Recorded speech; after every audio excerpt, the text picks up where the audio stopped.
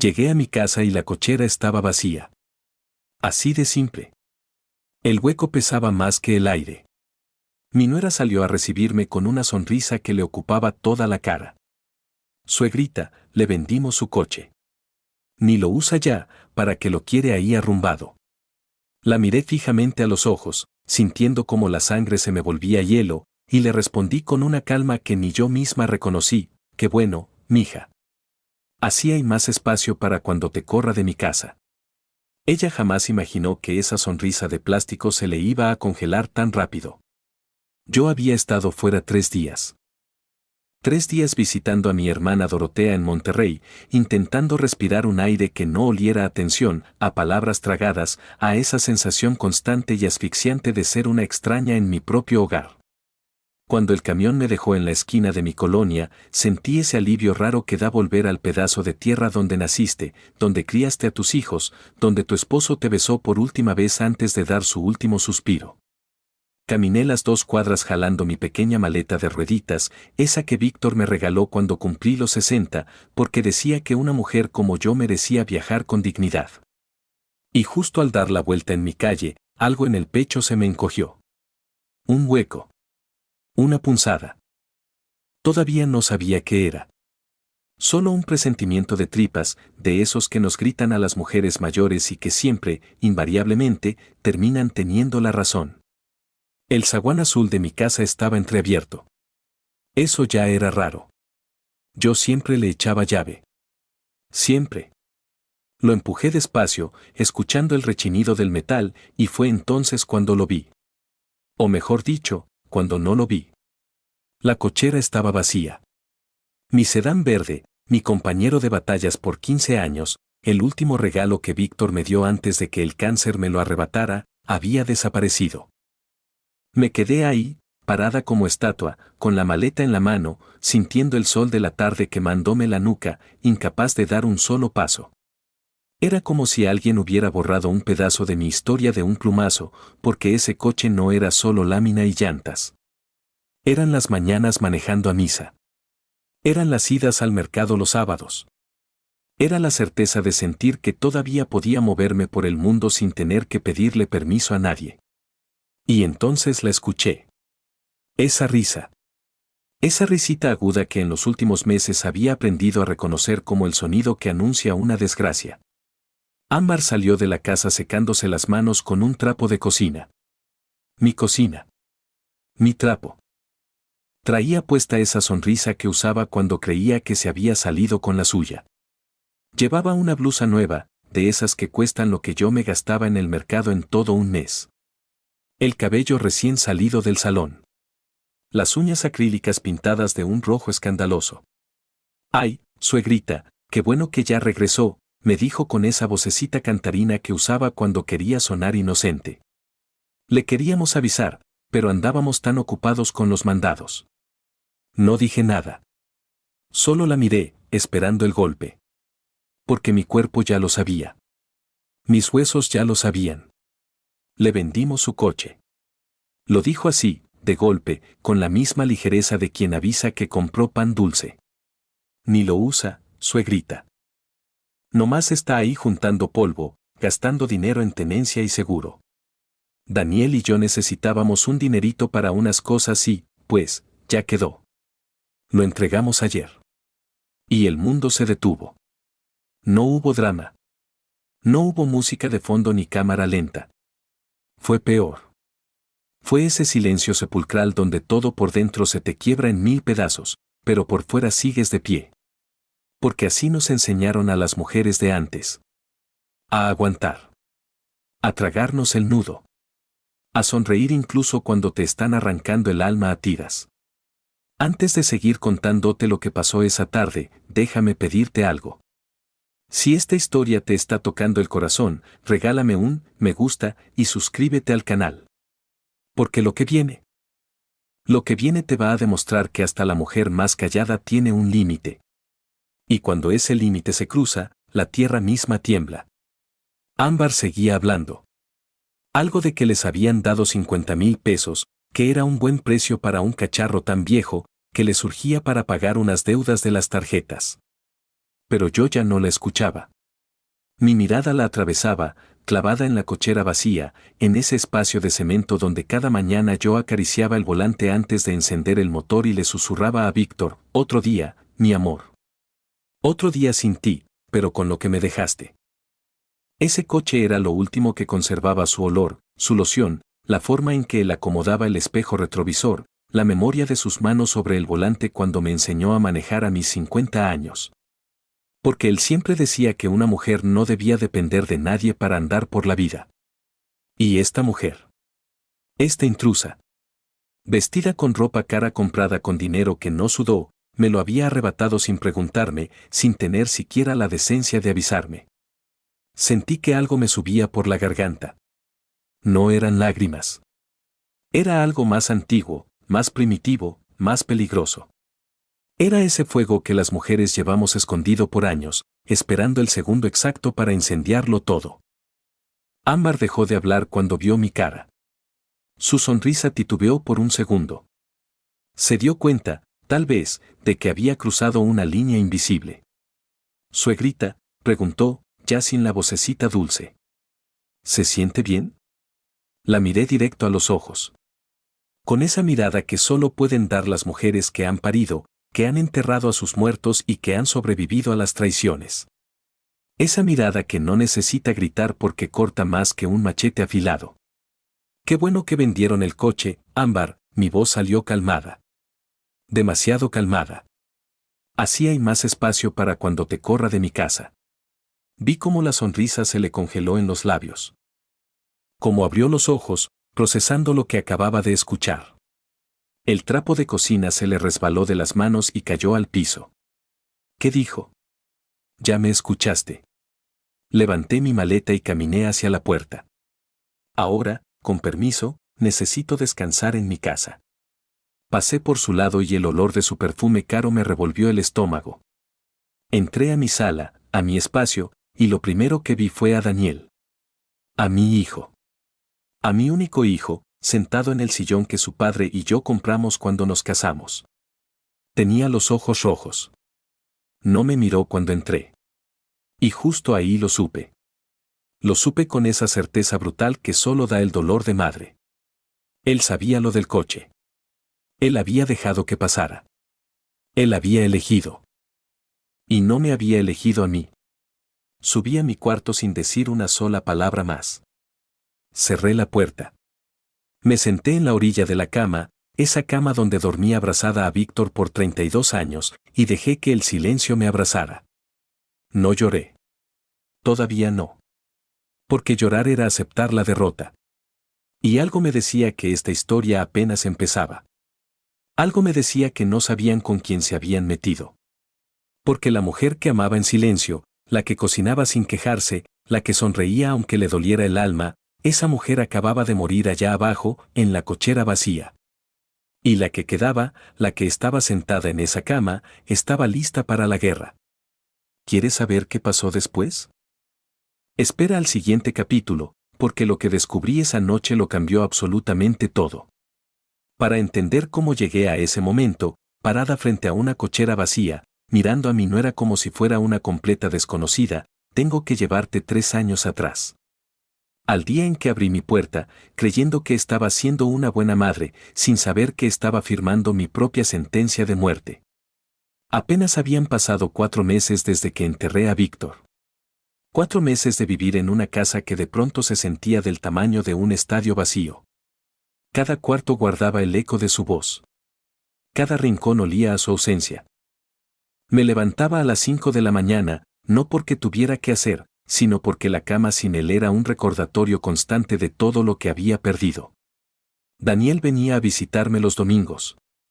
Traía conchas de la panadería que me gustaba. Se sentaba conmigo a tomar café de olla. Me preguntaba cómo estaba y yo le mentía. Le decía que estaba bien, que estaba tranquila, que estaba aprendiendo a vivir sola. Porque eso hacemos las madres. Mentimos para que nuestros hijos no tengan que cargar con nuestra cruz. Ese domingo de octubre llegó diferente. Traía a una mujer del brazo. Ámbar. La primera vez que la vi, pensé que era preciosa.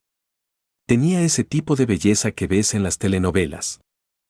Piel clara, cabello largo y brillante, una sonrisa de comercial. Llevaba un vestido ajustado que dejaba claro que se cuidaba, que iba al gimnasio, que sabía cómo llamar la atención. Me abrazó dejándome una nube de perfume tan fuerte que me mareó un poco. Ay, suegrita, qué gusto conocerla por fin. Daniel me ha hablado maravillas de usted. Suegrita. Desde el primer segundo. Como si con ese diminutivo pudiera saltarse todos los escalones del respeto y la confianza. Mamá, dijo Daniel, y en sus ojos vi algo que no le veía desde que era un niño. Esperanza. Nos casamos por el civil hace 2 semanas. Queríamos decírtelo en persona. Me quedé con la taza de café suspendida en el aire. Casado. Mi hijo se había casado y yo no estuve ahí. No hubo invitación. No hubo vestido de novia.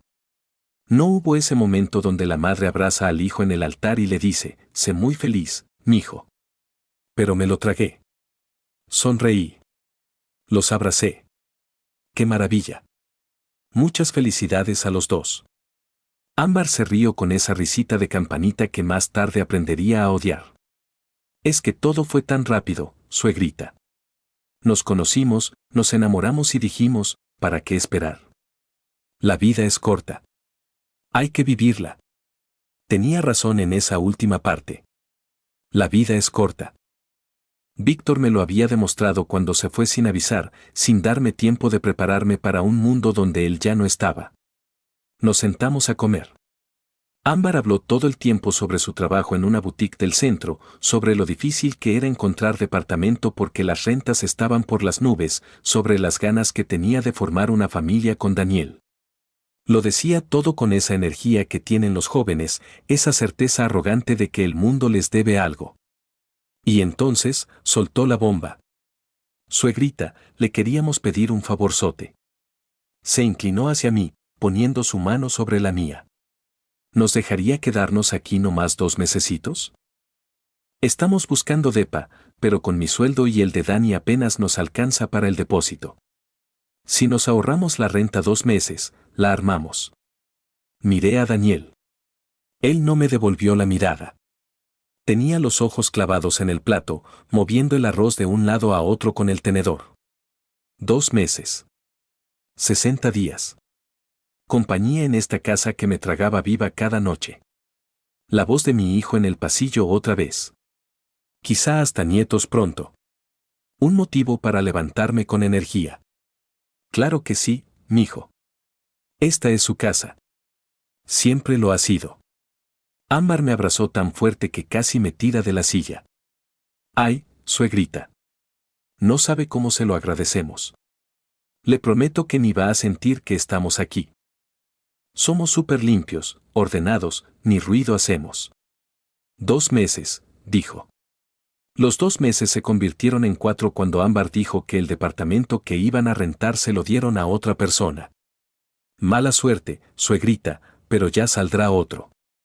Los 4 se volvieron 6 cuando Daniel perdió su trabajo en la fábrica de autopartes. Es temporal, mamá. Ya estoy mandando currículums. Solo necesito un poco más de tiempo. Pasó el año, y yo seguía esperando que dijeran, mamá, ya encontramos a dónde irnos. Gracias por todo. Pero esas palabras nunca llegaron. Lo que sí llegó fue el cambio. Al principio, eran detalles minúsculos.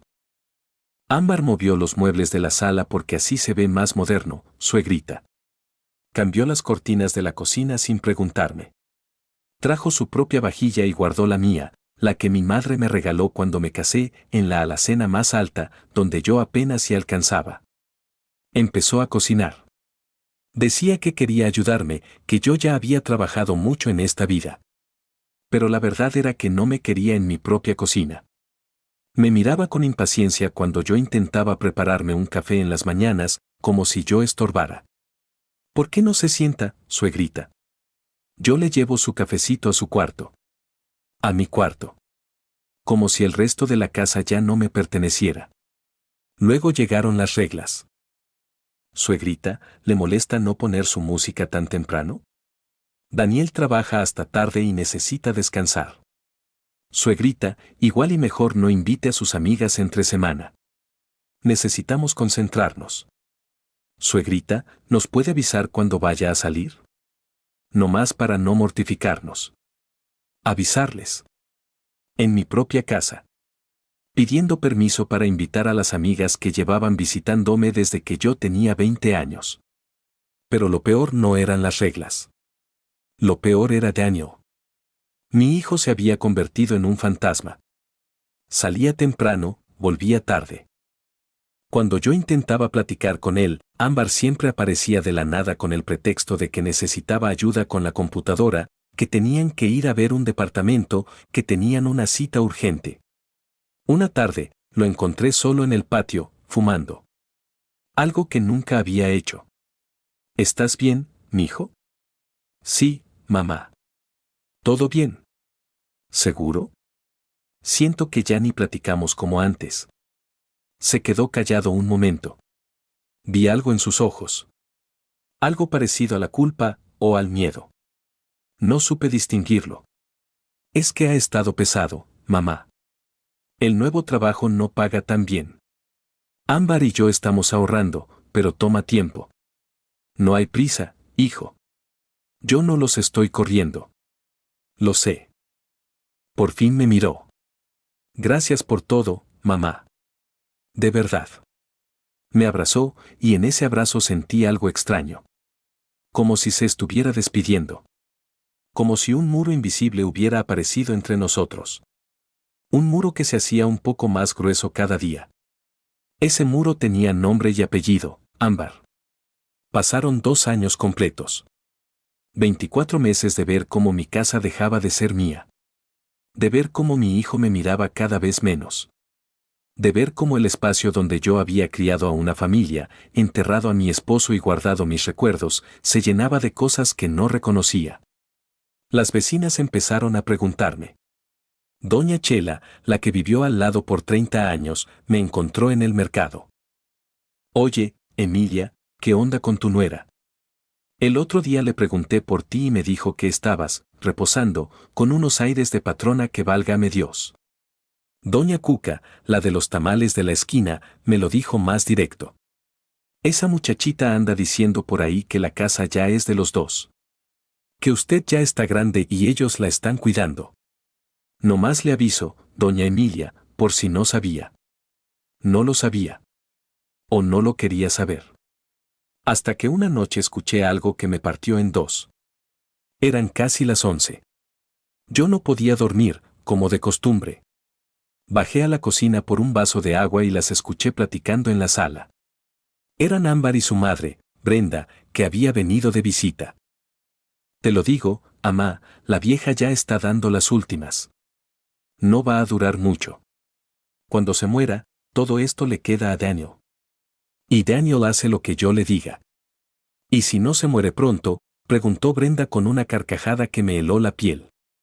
Pues la convencemos de irse a un asilo o algo así. Que venda la casa y nos dé nuestra parte. Digo, ¿qué va a hacer ella aquí tan sola? Las dos se rieron. Yo me quedé ahí, descalza sobre el mosaico frío, con el vaso vacío en la mano, sintiendo como cada palabra se me clavaba en el pecho como un clavo oxidado. La vieja. Nuestra parte. ¿Qué va a hacer ella aquí? Esa noche no tomé agua. Subí a mi cuarto. Me senté en la cama. Y por primera vez en 3 años, me permití ver la verdad completa. No eran invitados. Eran invasores. Y yo misma les había abierto el zaguán. Pero todavía no sabía cuánto más había por descubrir. Todavía no sabía que, en un cajón olvidado, Víctor me había dejado la llave para escapar de esta pesadilla. Lo descubriría muy pronto. Y cuando lo hiciera, las reglas del juego iban a cambiar. ¿Qué crees que encontró Emilia en ese cajón? Lo que viene te va a dejar sin palabras. Hay una diferencia abismal entre sentir que algo anda mal y verlo con tus propios ojos. Entre sospechar que te están robando tu lugar y presenciarlo segundo a segundo, sin poder hacer nada, o peor, sin atreverte a hacer nada. Después de esa noche en que escuché a Ámbar llamarme la vieja, Algo dentro de mí se rompió, pero de otra manera. No fue un ruido fuerte. Fue silencioso, como esas grietas que salen en las paredes de las casas viejas. Nadie las nota hasta que un día el techo se viene abajo. Empecé a observar. A observar de verdad. Me di cuenta de que Ámbar había redecorado casi toda la casa sin que yo me diera cuenta. O tal vez sí me había dado cuenta, pero había elegido no ver, porque ver duele. Ver te obliga a actuar. Los cuadros que Víctor y yo habíamos comprado en nuestros viajes a Oaxaca, a San Miguel de Allende, a Guanajuato, ya no estaban en la sala. En su lugar había unas fotografías enormes de Ámbar y Daniel. Una de su boda en el registro civil, otra de un viaje a Cancún que yo ni sabía que habían hecho. Otra donde posaban frente a un restaurante carísimo. Los cojines bordados que mi madre me dio cuando nació Daniel desaparecieron. Ahora había unos modernos, de esas tiendas de lujo, todos grises y negros. Fríos. Sin alma. Sin historia. Hasta las macetas del corredor, mis geranios rojos que llevaban conmigo desde que me casé, fueron reemplazados por suculentas en macetas minimalistas. Como si todo lo que oliera a mí, a mi vida, a mis años, tuviera que ser borrado del mapa. Pero lo que más dolía no eran las cosas materiales. Era la forma en que me trataban. Una mañana, bajé a desayunar temprano. Eran las 7.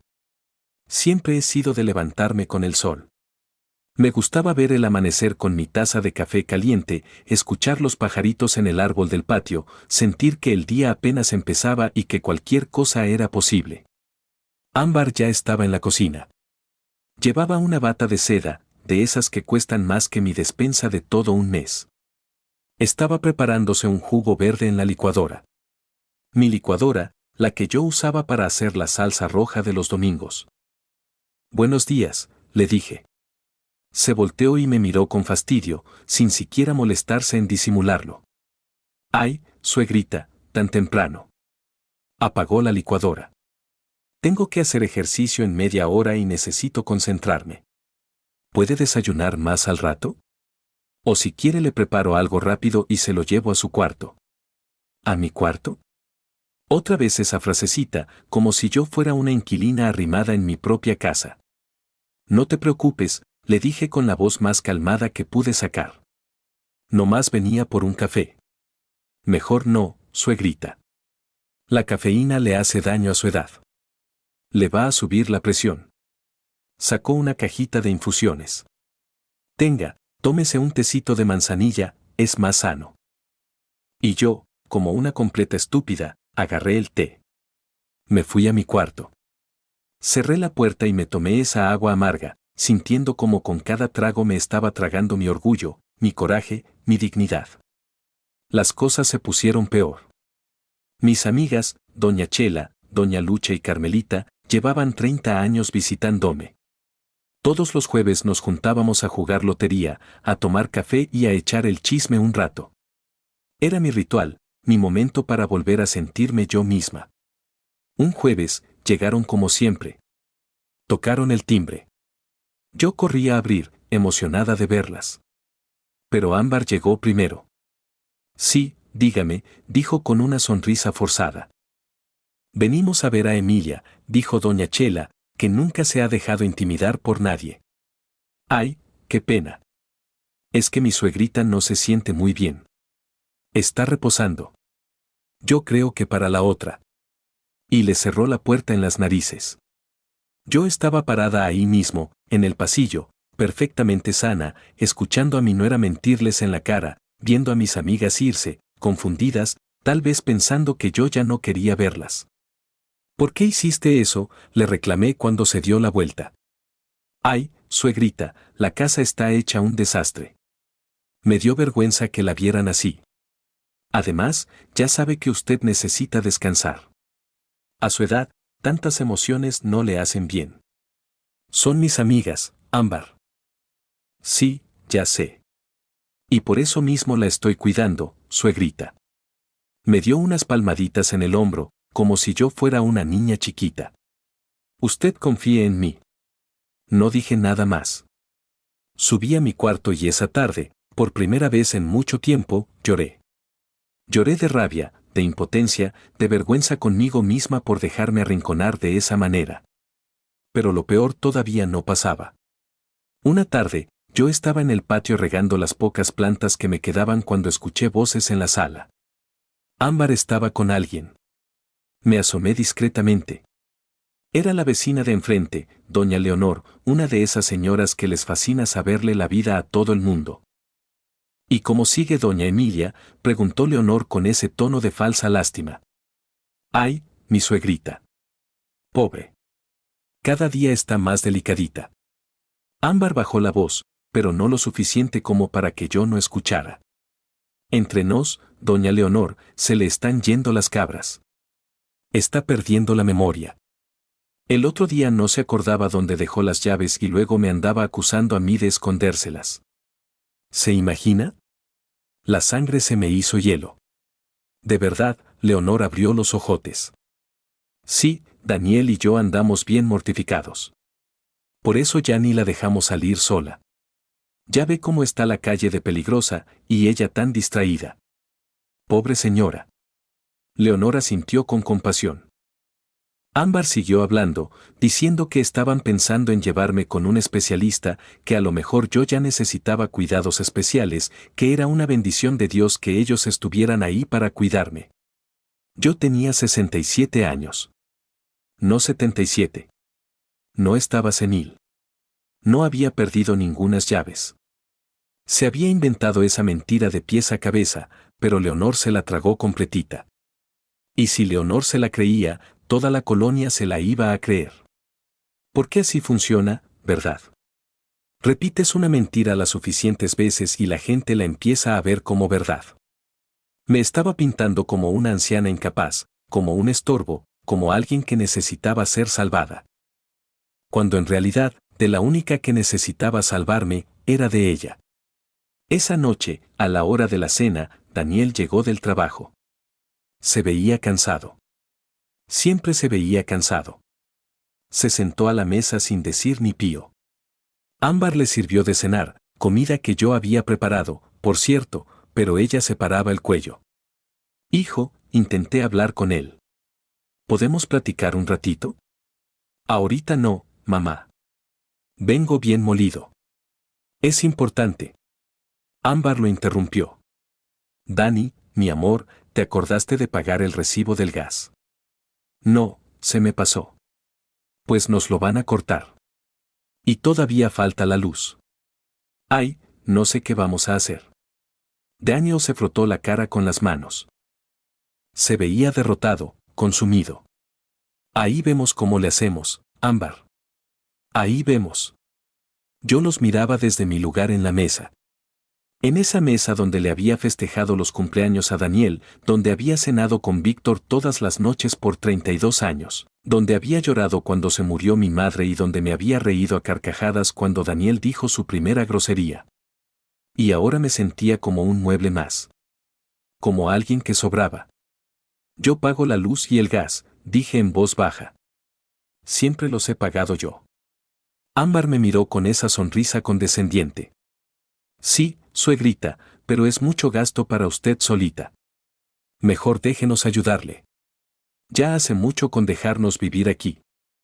Dejarnos vivir aquí. Como si me estuvieran haciendo un favor. Como si esta casa no fuera mía. Como si yo fuera la que tuviera que estar agradecida de que estuvieran ocupando mi espacio, comiéndose mi comida, respirando mi aire. Daniel no dijo nada. Solo siguió comiendo con la cabeza gacha. Y justo ahí, entendí algo terrible. Mi hijo me había abandonado sin irse de la casa. Estaba ahí, frente a mí, pero su cabeza, su corazón, sus decisiones, ya nada de eso me incluía a mí. Ámbar había logrado lo que quería. Lo había alejado de mí sin que él se diera cuenta. O tal vez sí se daba cuenta, pero no le importaba. Esa noche no pude pegar el ojo. Me quedé despierta hasta las 3 de la mañana, viendo el techo, sintiendo que las paredes de mi cuarto se me venían encima. Pensé en Víctor. En lo que él diría si me viera así. Él siempre fue un hombre de carácter. Un hombre que no se dejaba, que defendía lo suyo, que me defendía a mí. Emilia, me decía siempre, tú eres más fuerte de lo que crees. No dejes que nadie te haga menos. Pero me sentía menos. Invisible. Borrada. Había tocado fondo, ese lugar oscuro donde una mujer se pregunta si vale la pena seguir peleando o si es mejor rendirse, hacerse chiquita, desaparecer y dejar que se queden con todo. Pero algo, una vocecita enterrada muy en el fondo, me susurró que este no podía ser el final de mi historia. Que tenía que haber otra salida. Y la había. Estaba guardada en un cajón que yo no había abierto en 3 años. En una carta escrita con la letra temblorosa de un hombre que me amó hasta su último suspiro. Solo tenía que encontrarla. ¿Qué crees que decía esa carta? Lo que Emilia está a punto de descubrir va a cambiar las reglas del juego por completo. Hay noches en las que el insomnio no es tu enemigo. Es tu aliado. Te obliga a darle la cara a lo que llevas días evadiendo. Te pone frente a las decisiones que has ido pateando para adelante. Te empuja hacia los rincones oscuros donde guardaste las cosas que duelen demasiado como para mirarlas de frente. Esa noche fue una de esas. Eran las 4 de la mañana. La casa estaba en silencio. Ese silencio espeso que solo existe cuando todos duermen menos tú. Me levanté de la cama sin prender la luz. No quería despertar a nadie. No quería que Ámbar saliera de su cuarto, que antes era el cuarto de costura de mi madre, para preguntarme qué hacía despierta, para decirme que me tomara una pastilla, para tratarme como si fuera una niña chiquita. Caminé descalza hasta el closet. Ese closet que no había escombrado bien en años, porque cada vez que lo abría olía a Víctor. A su loción, a su ropa, a todo lo que él fue y que ya nunca volvería a ser. Al fondo, detrás de las cajas de zapatos viejos y las cobijas de invierno, estaba la caja de madera.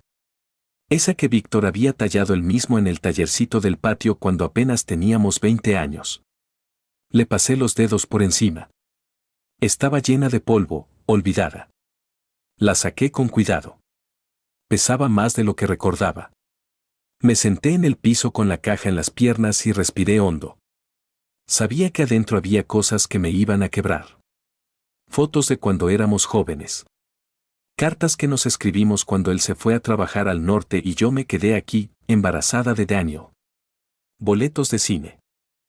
Servilletas de restaurantes donde celebramos aniversarios. Una vida entera guardada en un pedazo de madera. Levanté la tapa despacito. Y ahí estaba. Todo. Como una avalancha de recuerdos que me golpeó en el pecho. Vi la foto de nuestra boda, borrosa por los años. Vi el primer mechón de pelo de Daniel, guardado en un sobre amarillento. Vi las tarjetas que le regalaba a Víctor en sus cumpleaños, con mis mensajes cursis escritos con pluma azul. Pero entonces, al fondo de la caja, vi algo que no recordaba haber puesto ahí. Un sobre blanco, grueso, sellado con cinta canela. En el frente, con la letra temblorosa de Víctor, esa letra que se le hizo torpe en los últimos meses por culpa de las quimios, decía. Asterisco para Emilia. Abre esto solo si alguien alguna vez intenta quitarte lo que construimos juntos. Asterisco. Se me cortó la respiración. Me temblaban las manos mientras rompía la cinta. Adentro había varios documentos doblados y una carta escrita a mano. Prendí la lamparita del buró, me puse los lentes y empecé a leer. Asterisco mi adorada Emilia asterisco. Asterisco si estás leyendo esto, es porque algo salió mal. Porque alguien, y tengo mis sospechas de quién puede ser, está intentando pasarse de listo contigo, asterisco. Asterisco perdóname por no decírtelo antes. No quería angustiarte cuando estaba enfermo. No quería que pasaras mis últimos días pensando en papeles y escrituras en lugar de estar conmigo. Pero necesito que sepas algo. Necesito que tengas las armas para defenderte cuando yo ya no esté, asterisco. Asterisco hace 5 años, cuando el negocio de las autopartes estaba en su mejor momento, compré 2 propiedades más aparte de nuestra casa. Lo hice pensando en nuestro futuro, para que tuviéramos un guardadito seguro por si yo faltaba algún día. Están a tu nombre, Emilia. Única y exclusivamente a tu nombre. Nadie más puede reclamarlas, asterisco. Asterisco compré un local comercial cerca del mercado y una casita en un fraccionamiento a las afueras. Los tengo rentados a gente de confianza. El dinero de esas rentas cae directo a una cuenta de banco que abrí para ti. El número está en los papeles que te dejo aquí. Cada mes, caen 17,000 pesos. No es una millonada, pero es tuyo. Es tu libertad, asterisco. Asterisco Daniel no sabe absolutamente nada de esto. Perdóname por ocultárselo, pero vi algo en el que me dio pendiente. Vi que a veces es de carácter débil, que se deja mangonear fácil por el que grita más fuerte o le promete cosas. Y me dio miedo que, si sabía de estas propiedades, alguien, su esposa, un amigo, el que sea, lo convenciera de quitártelas, asterisco. Asterisco esto es tuyo, Emilia. Solo tuyo. No dejes que nadie te haga sentir que no vales nada. No dejes que te convenzan de que eres un estorbo. Eres la mujer más fuerte que he conocido en mi vida. La que crió a nuestro hijo sola mientras yo viajaba. La que cuidó a mi madre cuando cayó en cama. La que me agarró la mano en el hospital cuando yo tenía pavor de morirme. Eres una guerrera, mi amor. Y las guerreras no se rinden, asterisco. Asterisco si necesitas ayuda, búscalo al licenciado Medina. Ha sido mi abogado de toda la vida. Él tiene copias de todo. Confía en él como confiaste en mí, asterisco. Asterisco perdóname por dejarte. Perdóname por no estar ahí para defenderte. Pero te dejo esto, estas propiedades, este dinero, esta carta. Te dejo mi fuerza, mi amor. Y eso, nadie te lo puede quitar, asterisco. Asterisco siempre tuyo. Asterisco Víctor. Las lágrimas cayeron sobre el papel. Mancharon la tinta. Pero ya no importaba, porque esas palabras ya se me habían quedado tatuadas en el alma. Víctor lo sabía. De alguna forma, él lo presintió. Sabía que alguien vendría. Tal vez no Ámbar específicamente, pero alguien que intentaría arrebatarme lo que era mío. Y me había dejado un escudo. Saqué los documentos.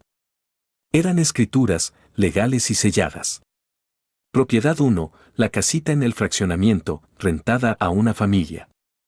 Propiedad 2, el local comercial, rentado a una señora que vendía hierbas y veladoras. Hice las cuentas rápido en mi cabeza.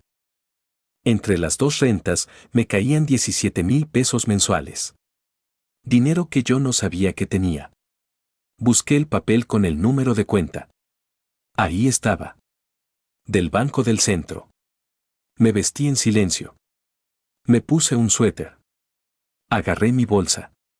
Bajé las escaleras sin hacer el más mínimo ruido. Salí de la casa justo cuando el sol empezaba a asomarse. El cielo tenía ese color naranja pálido que anuncia que viene un día nuevo. Caminé las 4 cuadras hasta el cajero automático de la avenida. Metí la tarjeta que venía con los papeles. Tecleé el NIP que Víctor me había apuntado. Y ahí, en la pantallita verde del cajero, apareció el saldo. Asterisco 612,450 pesos. Más de 600,000 pesos que llevaban ahí 3 años, creciendo mes a mes, esperando por mí. Me tuve que recargar en la pared del cajero. Me temblaban las piernas. No era solo por el dinero. Era por lo que significaba. Significaba que no estaba sola. Significaba que tenía opciones. Significaba que no tenía por qué aguantar esta humillación ni un solo día más. Regresé a la casa ya con el sol en lo alto. Ámbar estaba en la cocina, preparándose su dichoso jugo verde. Buenos días, suegrita. ¿Se fue al mandado tan temprano? Sí, le respondí con una sonrisa. Fui a buscar algo que se me había olvidado. Me miró raro. A lo mejor notó algo diferente en mi voz, algo que antes no estaba ahí. Subí a mi cuarto. Guardé los papeles en un lugar seguro y saqué mi celular viejito, ese que casi ni usaba porque Ámbar decía que a mi edad yo no le entendía a esos aparatos. Busqué el número que Víctor me dejó. Asterisco licenciado Rubén Medina. Marqué. Sonó 3 veces. Bueno, Despacho del licenciado Medina, buenos días. Buenos días. Habla Emilia Montoya, viuda de Solís. Hubo un silencio, y luego una voz cálida. Doña Emilia. Por fin llama. El señor Víctor me hizo prometerle que la ayudaría si algún día lo necesitaba. ¿En qué le puedo servir? Respiré hondo. Necesito que me ayude a defender lo que es mío, licenciado. Porque me lo quieren quitar, y ya no me voy a dejar. Véngase a mi despacho mañana a las 10. Y tráigase los papeles que le dejó su esposo. Vamos a poner todo esto en orden. Colgué. Y por primera vez en 3 años, sonreí de verdad. Ámbar creía que yo era débil. Creía que podía pisotearme hasta volverme polvo. Daniel creía que yo iba a aguantar lo que fuera con tal de no perderlo a él. Pero ninguno de los dos sabía lo que yo acababa de descubrir. Que Víctor, incluso desde la tumba, me seguía cuidando. Que yo tenía más poder del que jamás imaginaron. Y que la verdadera guerra apenas estaba por empezar. Esa mañana desayuné con una paz inmensa. Ámbar me sirvió el tecito de manzanilla de siempre. Me lo tomé sin respingar. Sonreí. Le di el avión a todo lo que decía. Porque las mejores batallas se ganan en silencio, justo cuando el enemigo cree que ya te tiene derrotada. Pero antes de que Emilia pudiera actuar, algo peor estaba a punto de pasar. Algo que la rompería por completo. Y que la obligaría a tomar la decisión más difícil de toda su vida. Hay momentos en la vida que te marcan para siempre. Momentos donde se cruza una línea y ya no hay vuelta atrás. Donde el dolor cala tan hondo que te cambia algo fundamental por dentro. Este fue uno de esos momentos. Habían pasado 2 semanas desde que encontré la carta de Víctor. 2 semanas en las que me había dedicado a juntar fuerzas, a organizar papeles, a prepararme para el trancazo que venía. La casa. El licenciado Medina me lo había explicado todo con peras y manzanas. Las propiedades eran mías. La casa era mía. Yo podía pedirles que se largaran cuando se me diera la gana. Pero yo todavía tenía esperanza. Esa esperanza tonta que tenemos las madres. Esa que te dice que a lo mejor, solo a lo mejor, si hablas con tu hijo con el corazón en la mano, él va a entender. Va a reaccionar. Va a volver a ser el chamaco que te abrazaba y te decía, te quiero, amá, sin que nadie se lo pidiera. Decidí hacer un último intento. Un domingo por la tarde, cuando Daniel estaba en casa, les pedí que nos sentáramos a platicar, los 3, como familia. Tenemos que hablar de algo importante, les dije mientras recogía los platos de la comida. Es sobre la situación de la casa. Vi cómo Ámbar y Daniel cruzaron una mirada.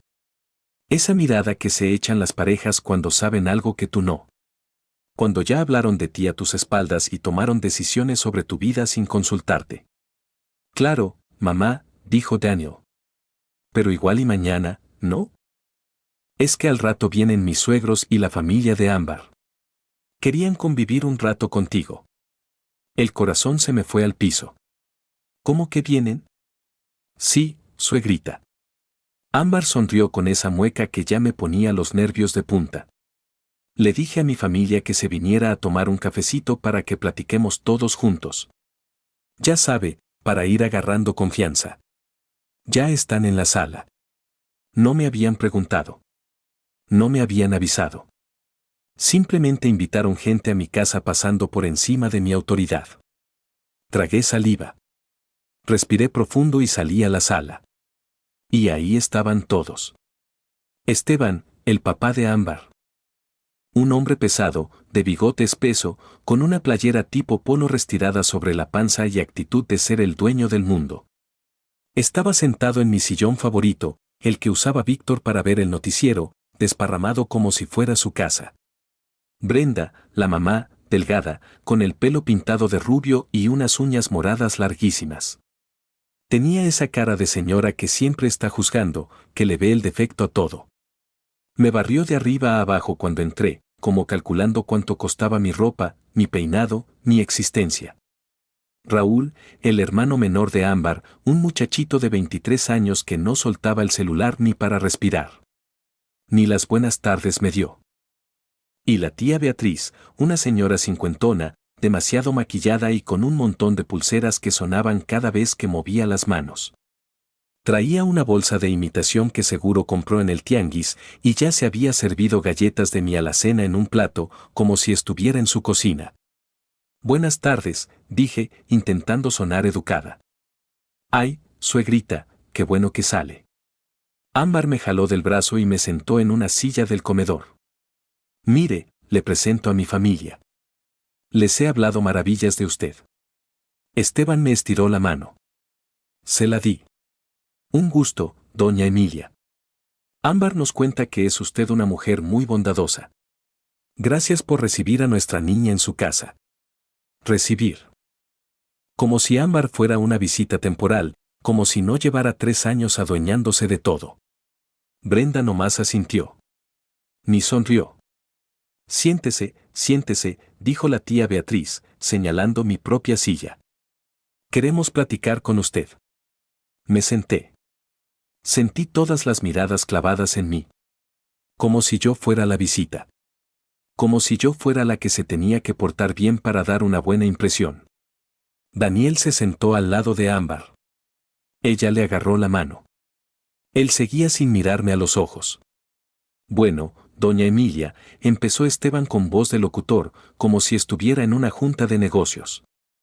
Queremos platicar con usted sobre el futuro de esta familia. ¿El futuro?, pregunté. Sí.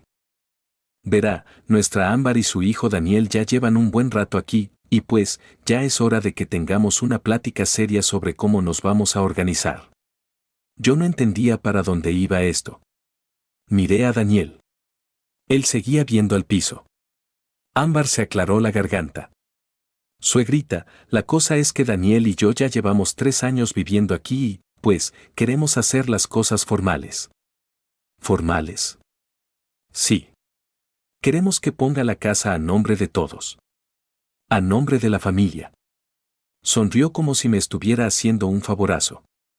Así, si algún día a usted le llega a pasar algo. Dios no lo quiera, pues ya todo queda arreglado. Sin broncas de abogados ni nada. El corazón se me paró en seco.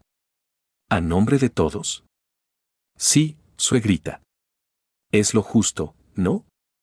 Al fin y al cabo, esta casa es de la familia, y nosotros ya somos su familia. Brenda metió su cuchara. Mire, doña Emilia, a su edad ya no está para andar cargando con tanta responsabilidad. Que si el predial, que si el mantenimiento, que si las goteras. Mejor déjenos ayudarle.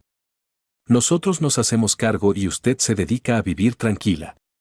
Yo vivo muy tranquila, dije con la voz temblorosa. Esta es mi casa. Mi esposo y yo la pagamos con el sudor de nuestra frente por 30 años. Esteban soltó una carcajada fuerte. Ay, doña Emilia, no se ponga así. Nadie le está quitando nada. Nomás queremos que sea práctica. Se inclinó hacia mí. Mire, sea sincera. ¿Qué va a hacer usted solita en esta casona? Ya está mayor.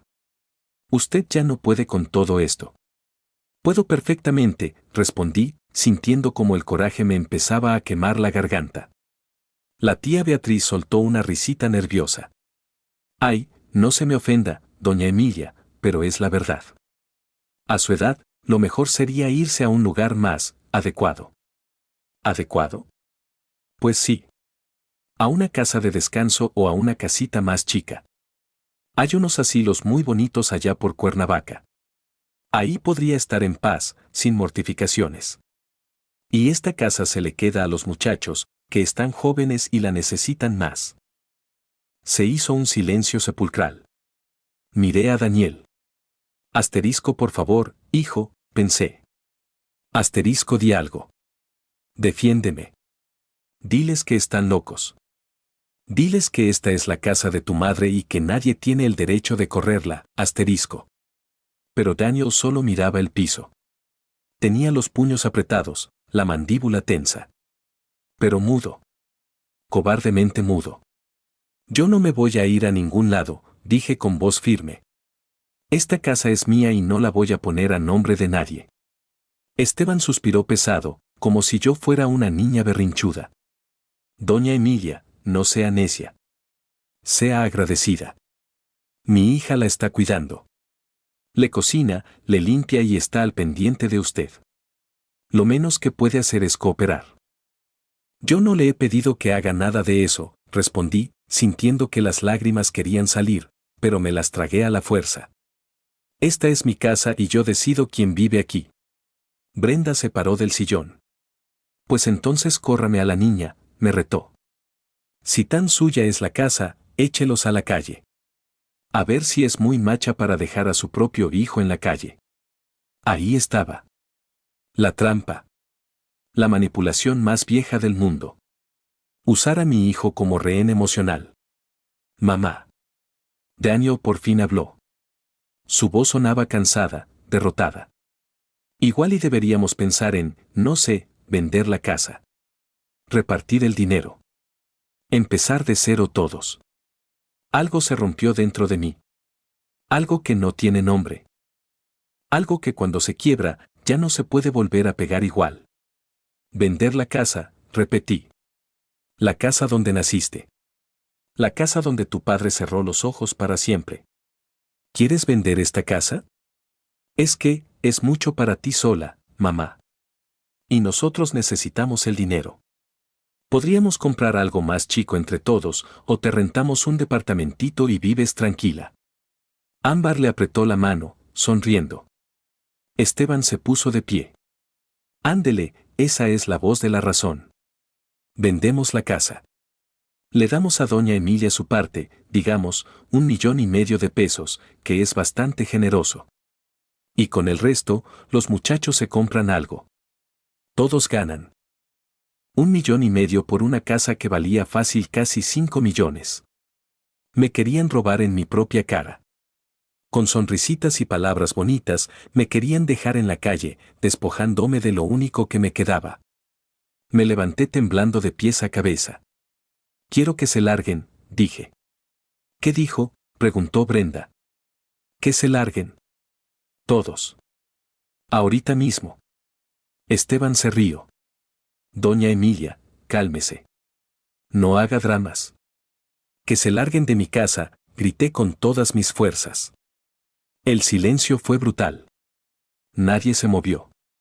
Todos me miraron como si yo me hubiera vuelto loca. Como si yo fuera la irracional, la mala del cuento. Daniel se paró y me agarró del brazo. Mamá, cálmate. Siéntate. Me zafé de un jalón. A mí no me digas que me calme. No después de esto. Salí de la sala. Subí las escaleras. Entré a mi cuarto. Le puse seguro a la puerta. Y ahí, sola, me desmoroné. Lloré como no había llorado desde que enterré a Víctor. Lloré de rabia, de humillación, de dolor puro. Lloré porque mi hijo, mi único hijo, me había traicionado. Porque había escogido el dinero por encima de mí. Porque había dejado que esa familia de víboras me tratara como basura en mi propia casa. Los escuché irse. Escuché el portazo de la entrada. Escuché a Ámbar diciéndole a Daniel, ya vas a ver, se le va a pasar. Nomás está haciendo su berrinche. Me quedé ahí, tirada en la cama, viendo el techo, sintiendo como algo dentro de mí se moría, y otra cosa, algo frío, algo duro como el acero, nacía en su lugar. Ya no había marcha atrás. Ya no había perdón posible. Ahora venía la guerra. Y yo no pensaba perderla. Lo que hizo Emilia después de esa noche lo cambiaría todo. Porque cuando una mujer decide que ya no tiene nada que perder, se vuelve invencible. Hay 2 tipos de mujeres en este mundo. Las que lloran y se quedan ahí, esperando a que alguien venga a rescatarlas. Y las que se secan las lágrimas, se levantan y rescatan su propia vida. Esa noche, decidí a cuál de los 2 grupos pertenecía. Me quedé despierta hasta que salió el sol. No por insomnio, sino porque mi cerebro no paraba de trabajar, de calcular, de planear. Cada humillación que había sufrido, cada palabra envenenada, cada mirada de desprecio, todo se convirtió en gasolina. Víctor siempre me decía, Emilia, tú tienes algo que mucha gente no tiene, paciencia. Y la paciencia, bien usada, es el arma más letal. Tenía toda la razón. A las 6 de la mañana me levanté. Me metí a bañar. Me puse mi vestido azul, el que usaba para las ocasiones importantes, y me maquillé. No mucho, solo lo suficiente para verme como una mujer que sabe lo que vale. Bajé a desayunar. Ámbar ya estaba en la cocina, como siempre. Me miró sorprendida. Buenos días, suegrita. ¿Ya se le pasó el coraje de ayer? Buenos días, Ámbar, le contesté con una sonrisa suave. Sí, perdóname. Creo que exageré. Es que andaba muy cansada. Parpadeó. No se esperaba eso. Ay, no se preocupe. Todos tenemos nuestros días malos. Se me acercó y me tocó el hombro. Lo importante es que platiquemos las cosas con calma, ¿verdad? Lo de la casa es por el bien de todos. Tienes razón, le dije, sin que me temblara un solo músculo de la cara. Lo vamos a platicar bien. Dame unos días para pensarlo. La cara se le iluminó. Creyó que ya había ganado. Claro que sí, suegrita, tómese su tiempo. Va a ver qué es lo mejor. Me desayuné mis tortillas con frijoles y mi café negro, como siempre, con una calma que daba miedo. Ámbar me miraba de reojo, todavía medio desconfiada, pero yo me mantuve en mi papel. Cuando Daniel bajó, le di los buenos días como si nada hubiera pasado. Me miró confundido. Mamá, sobre lo de ayer. No te mortifiques, hijo. Ya pasó. Vamos a arreglar todo. Vi el alivio en sus ojos. El pobre iluso pensó que yo ya había doblado las manos. Que por fin había aceptado mi destino como una anciana desechable.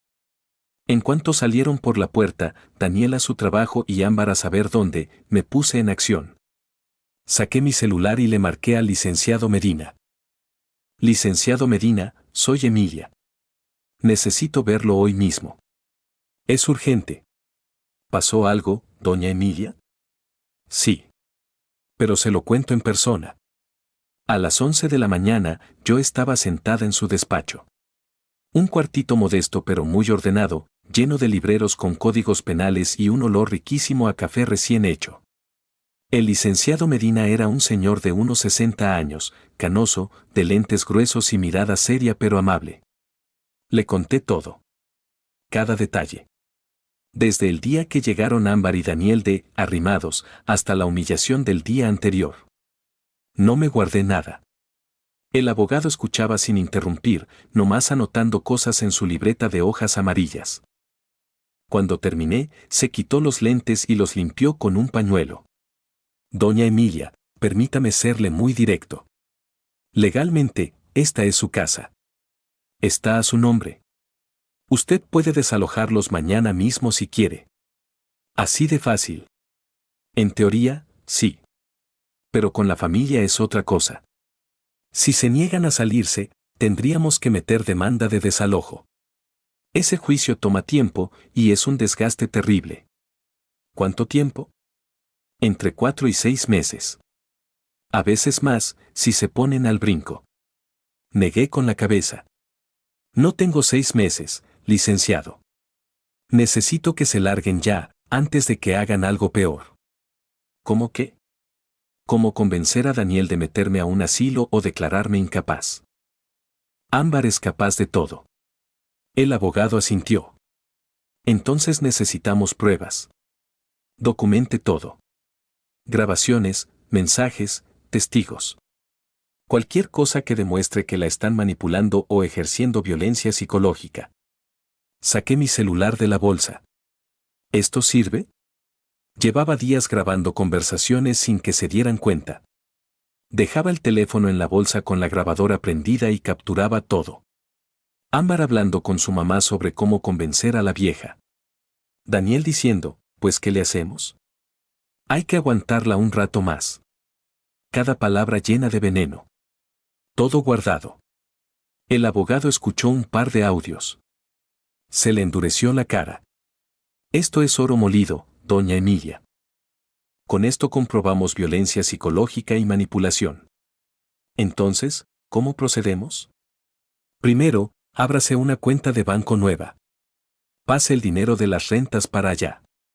Asegúrese de que ellos no tengan acceso a nada. Ya lo hice.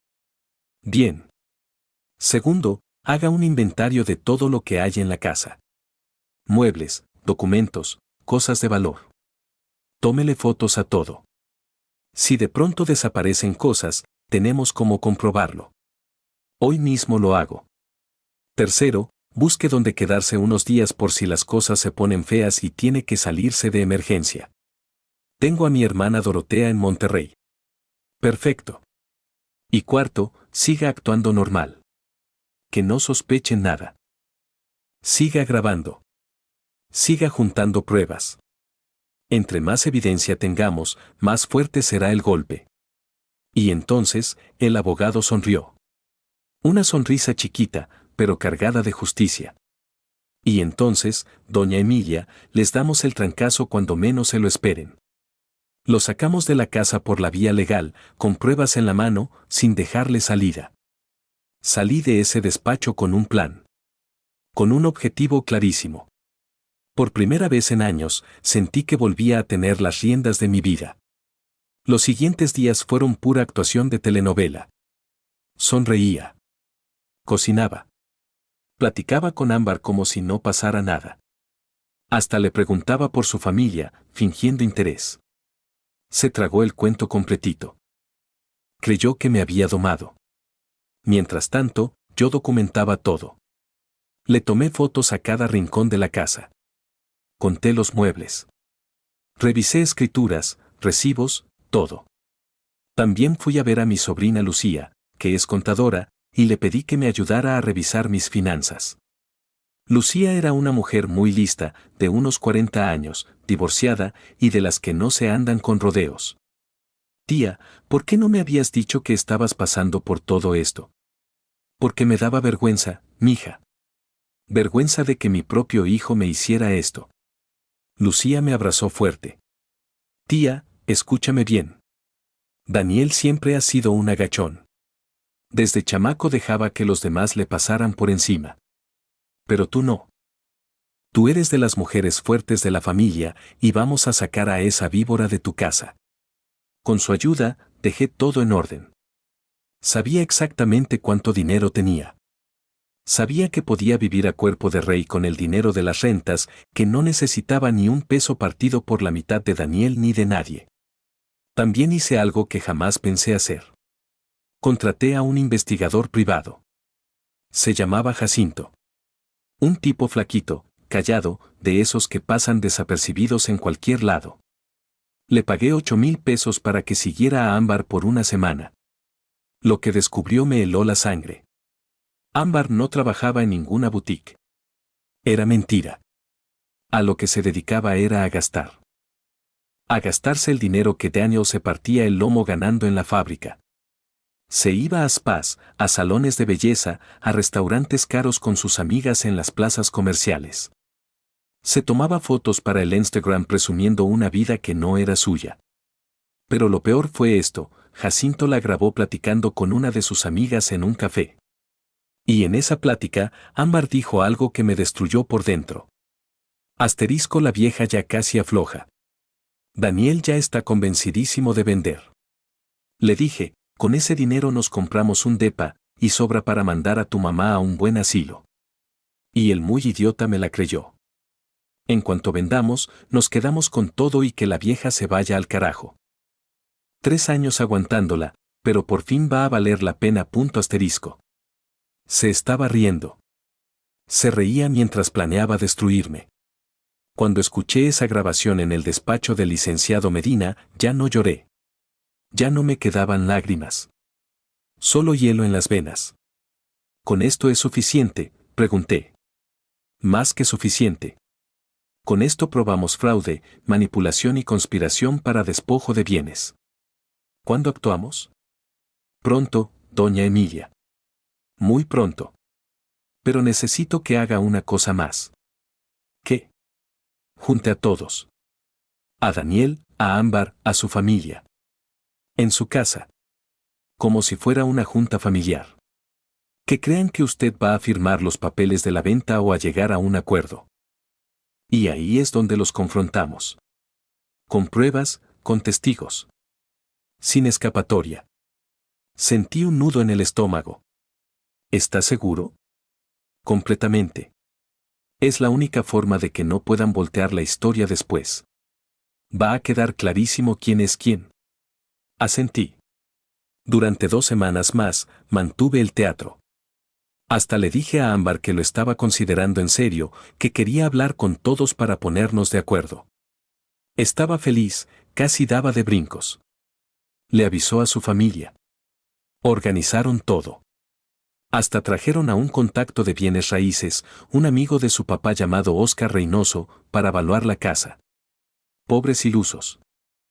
No sabían que yo ya tenía a mi propio equipo, mi propio plan y mi propia trampa lista para saltar. Y cuando cayeran, cuando vieran todo su castillo de mentiras derrumbarse, yo iba a estar ahí parada. Fuerte, firme, con la cabeza en alto. Porque esta guerra no se trataba solo de recuperar mi casa. Se trataba de recuperar mi dignidad. La noche de la confrontación estaba por llegar. Y lo que pasaría en esa sala iba a cambiarle la vida a todos para siempre. Hay momentos en la vida donde todo confluye en un solo punto. Donde todas las piezas que moviste en silencio por fin encajan. Donde el tablero de ajedrez muestra su verdadera forma y el jaque mate está a un solo movimiento de distancia. Ese día había llegado. Era sábado, las 3 de la tarde. El sol entraba a plomo por las ventanas de mi sala, iluminando cada rincón. Yo había limpiado todo desde la mañana. Quería que la casa oliera a fabuloso y estuviera impecable. No por ellos, sino porque lo que estaba a punto de pasar merecía un escenario digno. Ámbar había organizado todo, por supuesto. Invitó a sus papás, a su hermano Raúl y a su tía Beatriz. Hasta se trajo al tal licenciado Óscar Reynoso, el supuesto evaluador amigo de Esteban, con su portafolio y su calculadora, listo para montar su escenita. Yo también había invitado a mi gente. Mi hermana Dorotea llegó desde Monterrey. Llegó temprano, me dio un abrazo apretado y me susurró al oído: hoy se hace justicia, Emilia. Hoy recuperas lo que es tuyo. El licenciado Medina también estaba ahí, sentado muy discretito en una silla del comedor, con su maletín de cuero gastado. Ámbar lo había visto entrar y me preguntó quién era. Un amigo de la familia, le dije con una sonrisa. Quiero que esté presente para que todo quede claro. No sospechó nada. Estaba demasiado emocionada contando mentalmente los billetes que creía que se iba a embolsar. A las 3:15, ya estaban todos acomodados en mi sala. Esteban en el sillón principal, con la panza asomándose por la camisa. Brenda a su lado, con esa cara de limón agrio que no se le quitaba nunca. Raúl pegado al celular. La tía Beatriz tragándose mis galletas sin permiso. Y Óscar Reynoso, el evaluador pirata, acomodando papeles en la mesa de centro. Daniel estaba callado, sentado junto a Ámbar, con las manos sudadas y la mirada perdida. Tal vez, muy en el fondo, sabía que algo andaba mal. Tal vez su conciencia le gritaba que esto era una bajeza, pero era demasiado cobarde para escucharla. Ámbar me agarró del brazo cuando entré. Suegrita, qué bueno que ya estamos todos. Mire, el licenciado Reynoso nos va a explicar en cuánto está valuada la casa y cómo podemos hacer una venta rápida. ¿A poco no es emocionante? Muy emocionante, dije sin una gota de emoción en la voz. Me senté en la silla junto al licenciado Medina. Dorotea se quedó parada detrás de mí, poniéndome las manos en los hombros. Su apoyo silencioso me inyectó fuerza. Óscar Reynoso se aclaró la garganta. Bueno, doña Emilia, un placer conocerla. Sacó unos papeles impresos. Hice un avalúo preliminar de la propiedad, basándome en los metros cuadrados, la plusvalía de la zona y el estado de conservación. Estimo que el valor comercial de esta casa ronda los 5 millones de pesos. Todos sonrieron como si acabaran de gritar, lotería. Ahora bien, siguió Óscar, lo ideal sería vender rápido. Traigo varios clientes interesados. Podríamos cerrar el trato en un par de semanas y dividir el dinero como acuerde la familia. Esteban se frotó las manos. Ya ve, doña Emilia. Es un dineral. Alcanza y sobra para todos. Claro, soltó Brenda. Usted agarra su parte, se compra un departamentito cómodo y los muchachos empiezan su vida. Ámbar le apretó la mano a Daniel. Él seguía sin mirarme. ¿Y de cuánto sería mi parte?, pregunté con voz serena. Oscar revisó su calculadora. Bueno, considerando que usted es la dueña original, pero que su hijo y su nuera han vivido aquí y han aportado al mantenimiento. No han aportado ni un peso, lo interrumpí. Yo pago la luz, yo pago el agua, yo pago el predial, yo pago todo. Se hizo un silencio incómodo. Ámbar soltó una risita nerviosa. Ay, suegrita, no sea así. Nosotros le ayudamos con otras cositas, ¿verdad, mi amor? Daniela sintió sin convicción. Oscar se aclaró la garganta otra vez. Bueno, como sea, lo justo sería dividir la cantidad en partes equitativas. Digamos, 1,5 millones para usted y el resto para el matrimonio. 1,5 millones. De mi propia casa. De la casa que yo pagué con 30 años de sudor y lágrimas. Me le quedé viendo fijamente a Oscar Reynoso, luego a Esteban, luego a Ámbar. ¿Y qué pasa si no quiero vender? La sonrisa de Ámbar tembló. ¿Cómo que no quiere vender? Pero si ya habíamos quedado. Yo nunca quedé en nada, Ámbar. Tú decidiste por mí. Como siempre. Esteban se paró del sillón. Doña Emilia, no empiece con cosas. Ya habíamos hablado de esto. Es lo mejor para todos. Lo mejor para todos, repetí. ¿O lo mejor para ustedes? Brenda bufó. Ya sabía yo que se iba a echar para atrás. Siempre es lo mismo con los viejos. Se ponen necios. Algo dentro de mí hizo clic. Se jaló el gatillo. Licenciado Medina, dije, sin quitarle los ojos de encima a Ámbar. Creo que ya es hora. El abogado se puso de pie y sacó varios documentos de su maletín. ¿Y este señor quién es?, preguntó Ámbar, ya con tono desconfiado. Soy el licenciado Rubén Medina. Represento los intereses legales de la señora Emilia Montoya. ¿Un abogado? ¿Para qué necesita un abogado?, Esteban frunció el ceño. Para proteger lo que es de ella, señor, respondió Medina con voz firme. Señoras y señores, lamento informarles que esta reunión no es lo que ustedes creen. Ámbar saltó como resorte. ¿Qué está pasando aquí? Lo que está pasando, dije, poniéndome de pie también, es que se les acabó el teatrito. Saqué una bocinita Bluetooth de mi bolsa, una que compré nomás para este momento, y la conecté a mi celular. ¿Qué hace, suegrita? Mostrarles quién eres en realidad, Ámbar. Y le puse play. La voz de Ámbar llenó la sala. Clarita, nítida, inconfundible. Asterisco la vieja ya casi afloja. Daniel ya está convencidísimo de vender. Le dije, con ese dinero nos compramos un depa, y sobra para mandar a tu mamá a un buen asilo. Y el muy idiota me la creyó. En cuanto vendamos, nos quedamos con todo y que la vieja se vaya al carajo. Asterisco. El silencio fue ensordecedor. Esteban se puso pálido como el yeso. A Brenda se le abrió la boca pero no le salió ni un sonido. Raúl levantó la vista del celular por primera vez en toda la tarde. Ámbar dio un paso atrás. Eso está editado. Yo no dije eso. ¿Editado?, pregunté. ¿Quieres que ponga más?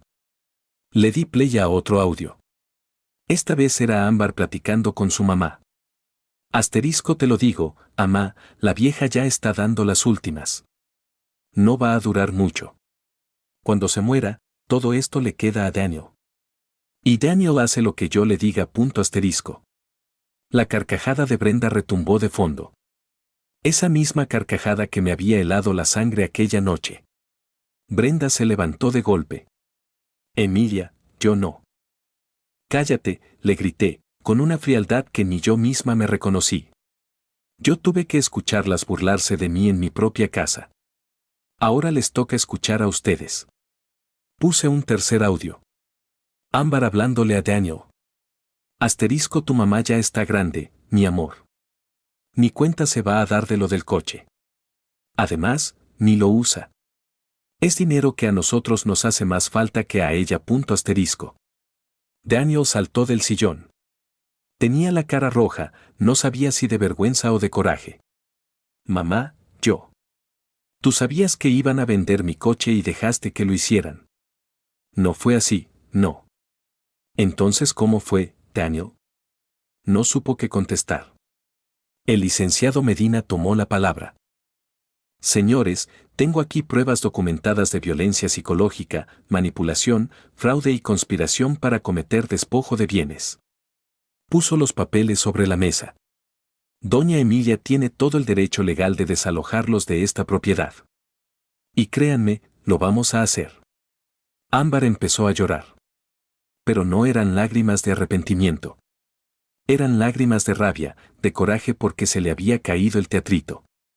Nos tendió una trampa, gritó, señalándome con el dedo. Nos grabó sin permiso. Eso es ilegal. En este país, le explicó el licenciado Medina, grabar conversaciones en las que ustedes partícipe es completamente legal. Y todas estas grabaciones se hicieron en presencia de doña Emilia. Esteban se me acercó. Por un segundo pensé que me iba a gritar, pero la voz le salió chiquita, avergonzada. Doña Emilia, yo no sabía cómo era mi hija. Claro que lo sabía, lo interrumpí. Usted estaba aquí el día que me dijeron que me fuera a un asilo. Usted se rió junto con ellos. Creía que yo era una vieja estúpida a la que podían mangonear. No supo qué decir. Volteó a ver a su hija. Ámbar, todo esto es verdad.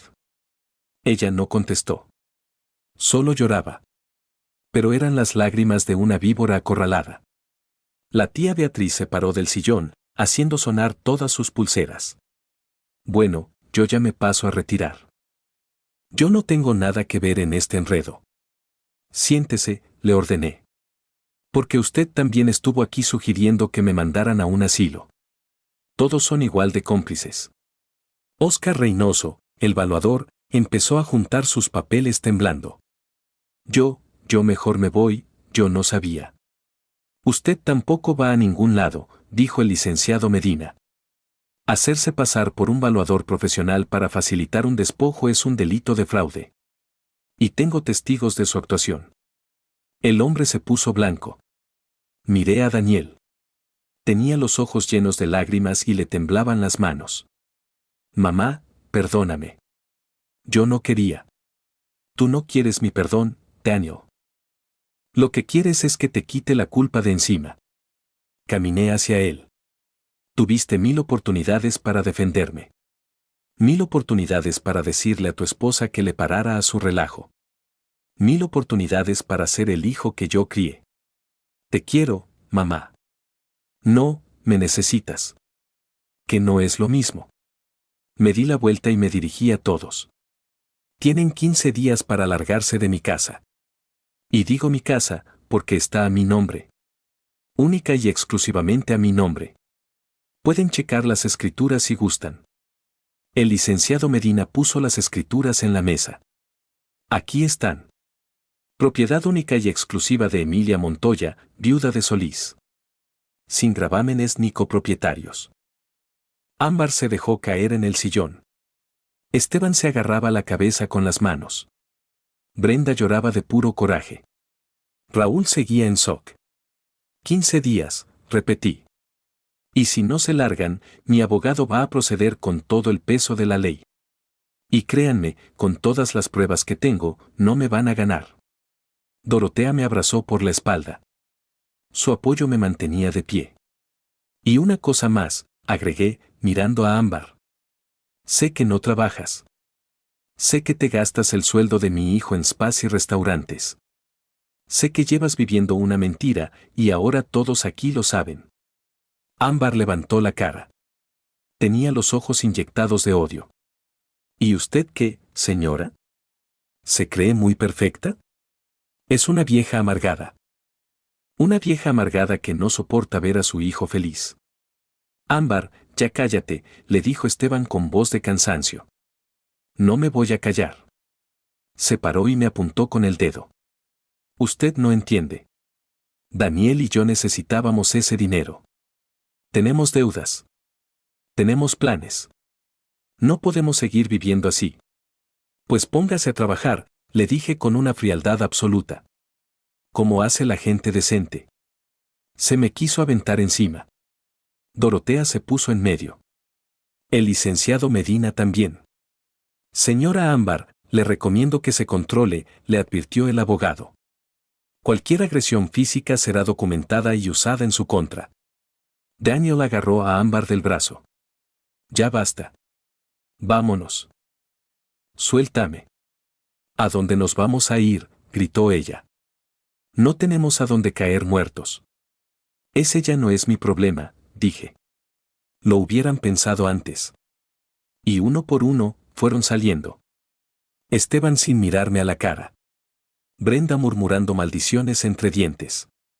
La tía Beatriz con la cabeza agachada. Raúl corriendo hacia el coche. Óscar Reynoso casi tropezándose en la puerta. Ámbar se detuvo en el marco del zaguán. Me miró con un odio que podría haber incendiado la colonia entera. Esto no se va a quedar así. Sí, así se va a quedar, le contesté. Y si intentas hacer algo, tengo más pruebas de las que te puedes imaginar. Se fue y azotó la puerta.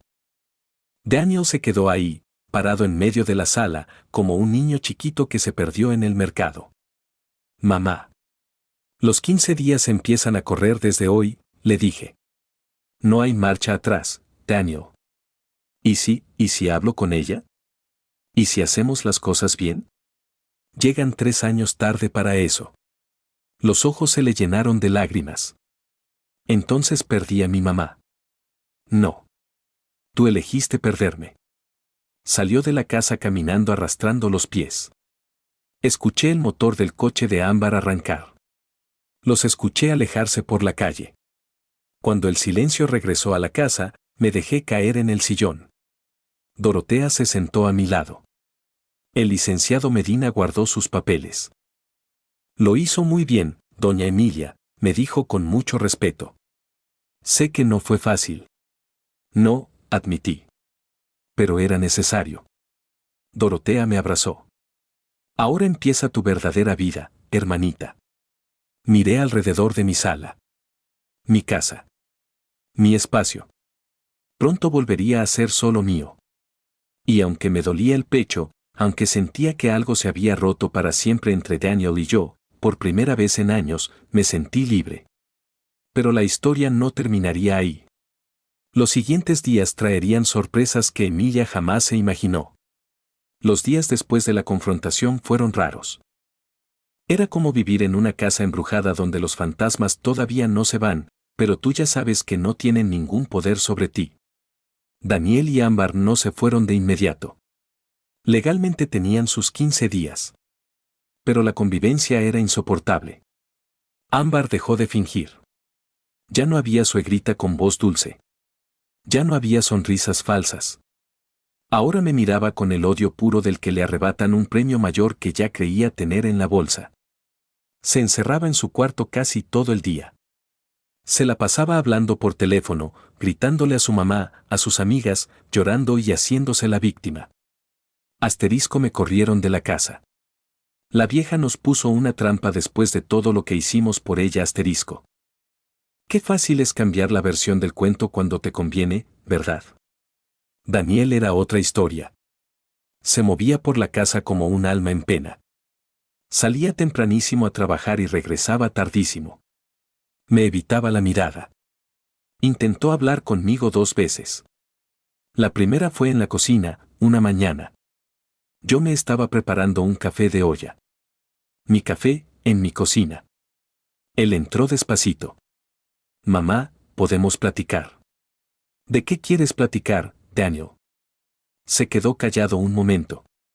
Tenía unas ojeras terribles. Se veía más viejo de lo que era. De todo. De cómo llegamos a esto. De si hay forma de arreglarlo. Puse la taza en el fregadero y lo miré directo a los ojos. ¿Arreglar qué, exactamente? ¿El hecho de que vendiste mi coche sin mi permiso? ¿O que planeaban meterme a un asilo? ¿O que tu esposa me decía, la vieja, mientras se tragaba mi comida? Yo no sabía todo eso, mamá. Sí lo sabías. A lo mejor no los detalles, pero sabías que algo andaba mal y preferiste hacerte de la vista gorda. Se pasó las manos por la cara. Ese gesto que hacía desde chamaco cuando se sentía acorralado. Es que Ámbar me presionaba mucho. Decía que necesitábamos el dinero, que tú ya estabas mayor y que... ¿Y le creíste? Lo interrumpí. Le creíste a ella en lugar de defenderme a mí. No supo qué contestar. Eso es lo que más me duele, hijo. No que te hayas equivocado, sino que cuando tuviste que escoger entre ella y yo, me dejaste sola. Se le llenaron los ojos de agua. Perdóname, mamá. De verdad, perdóname. Ya lo sé. Pero perdóname, no me regresa los 3 años que me pasé sintiéndome una extraña en mi propia casa. No me regresa mi coche. Y no me regresa mi dignidad. Salí de la cocina y lo dejé ahí, llorando. Y no sentí lástima por él. Porque a veces el dolor es el único maestro que nos hace madurar. La segunda vez que intentó hablar fue peor. Fue de noche. Yo estaba en mi cuarto revisando unos papeles con el licenciado Medina por teléfono cuando escuché gritos. Gritos fuertes. Daniel y Ámbar se estaban peleando. Bajé las escaleras despacito y me quedé en el pasillo, escuchando.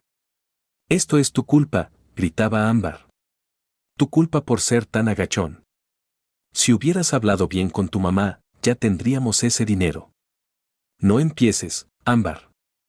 Tú fuiste la que se quiso pasar de lista con lo del coche. Porque tú nunca haces nada. Dejas que todo el mundo te pise. Tu mamá, tu jefe, todos.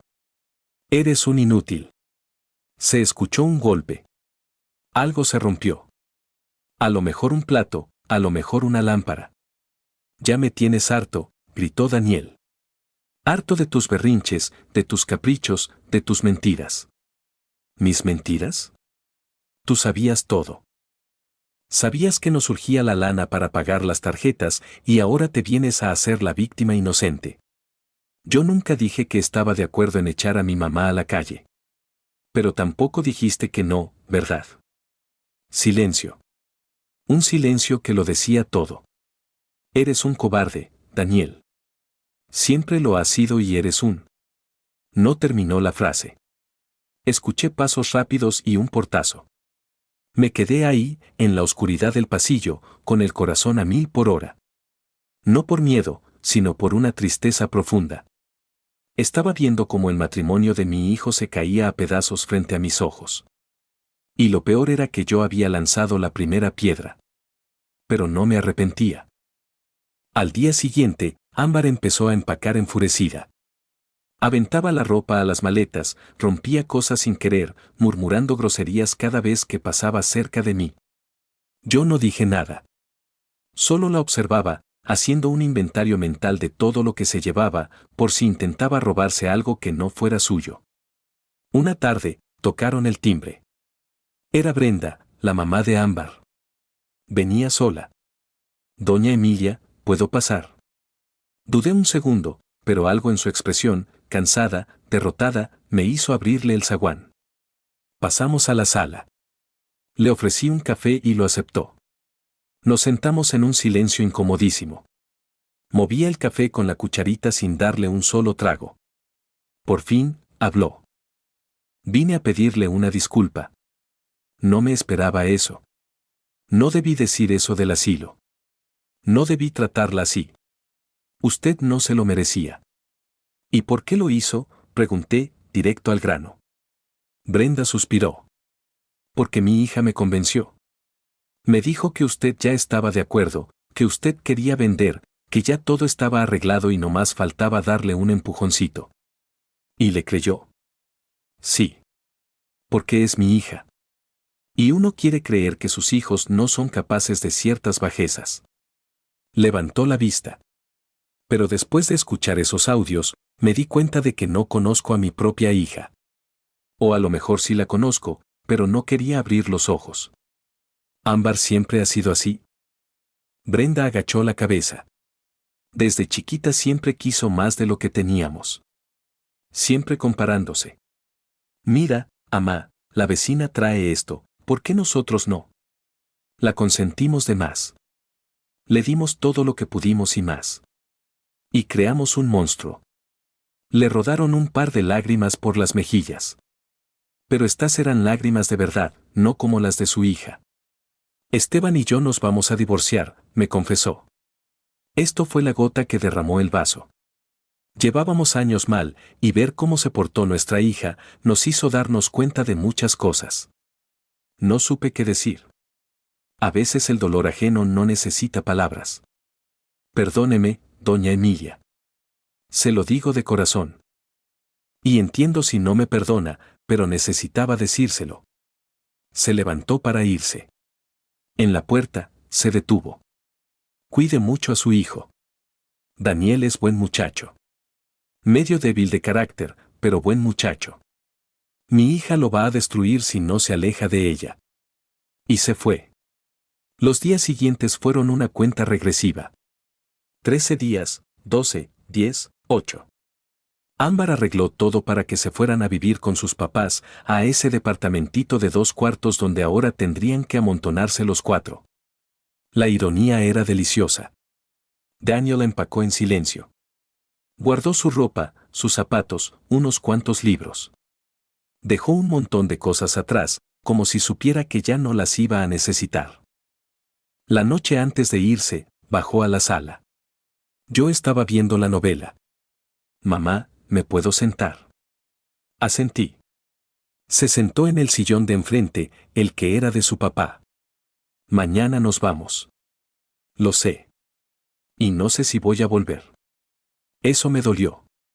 Aunque sabía que era lo más probable, escucharlo de su boca era diferente. Eso depende de ti, Daniel. La puerta siempre estuvo abierta. Tú fuiste el que la cerró. Lo sé. Se frotó las manos con nerviosismo. Estoy pensando en separarme de Ámbar. Levanté la vista, sorprendida. ¿Hablas en serio? Sí. Estos últimos días me he dado cuenta de muchas cosas. De cómo me manipulaba. De cómo me echó a pelear contigo. De cómo. Se le quebró la voz. De cómo me convertí en alguien que ni yo mismo reconozco. ¿Y por qué no la dejas de una vez? Porque tengo miedo, mamá. Miedo de quedarme solo. Miedo de que tengas razón, y si sea un cobarde. Me levanté y me senté a su lado. Le agarré la mano. Hijo, tener miedo no te hace un cobarde. Lo que te hace cobarde es dejar que el miedo tome las decisiones por ti. ¿Crees que todavía hay tiempo de arreglar esto entre tú y yo? Lo miré a los ojos. Esos ojos que conocía desde que lo parí. Que vi llorar cuando se raspaba las rodillas de niño. Que vi brillar cuando le dieron su diploma. Esos ojos que ahora estaban rotos. No lo sé, Daniel. Eso va a depender de lo que hagas de ahora en adelante. De si aprendes la lección o si vuelves a tropezar con la misma piedra. Quiero aprender, mamá. Quiero ser mejor. Entonces empieza por tomar tus propias decisiones. No las que te dicte Ámbar, ni las que te dicte yo. Las tuyas. Nos abrazamos. Y en ese abrazo sentí algo que no sentía desde hacía años. Esperanza. Chiquita, frágil, pero ahí estaba. Al día siguiente, a las 9 de la mañana, llegó una camioneta de mudanzas. Ámbar salió con las maletas sin despedirse, sin voltear atrás, como si yo fuera invisible. Daniel cargó las últimas cajas. En la puerta, se detuvo. Gracias, mamá. Por todo. Aunque no me lo merezca. Cuídate mucho. Cuídate, hijo. Se subió a la camioneta. Ámbar ya estaba adentro, con los brazos cruzados y esa cara de limón agrio que ya se le estaba haciendo permanente. Arrancaron. Los vi alejarse por la calle hasta que dieron vuelta en la esquina y desaparecieron. Cerré el zaguán. Me quedé parada en el patio, en el silencio más absoluto que había sentido en 3 años. Y entonces, por primera vez desde que empezó toda esta pesadilla, sonreí. Mi casa estaba vacía. Pero volvía a ser mía. Y ahí es donde empezaría el verdadero renacer de Emilia. Porque a veces, para recuperar tu vida, primero tienes que estar dispuesta a perderlo todo. Hay un silencio que duele. El silencio de la soledad. El silencio del abandono. Y hay un silencio que cura. El silencio de la paz. El silencio de recuperar lo que es tuyo. Ese primer día sola en mi casa fue del segundo tipo. Me quedé parada en medio de la sala no sé por cuánto tiempo.